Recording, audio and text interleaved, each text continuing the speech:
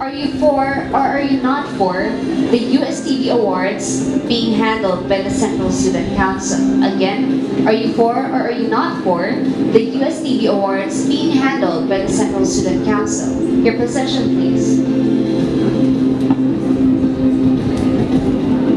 Again, the USTV Awards being handled by the CSC. Are you for that or are you against that?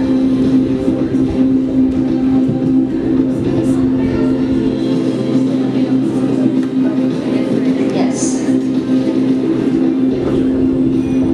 All right, Mr. Patrick, your explanation, please. 1 minute starts now.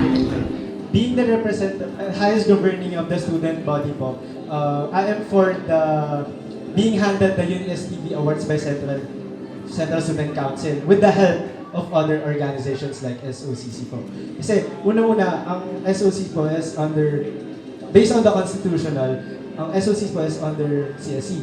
At para po mangyari yun is to makikipag-help po yung CSC sa SOCC. Kung paano po na rin proseso. And for that way po, empowerment po rin po kasi nangyayari.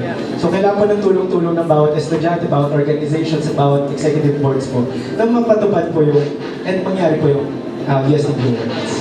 Thank you so much, Mr. Patrick. Ms. Anna, magsisimula ang iyong 1 minuto ngayon. The USTV Awards has long been handled by the SOCC and I think that they are doing a great job handling it.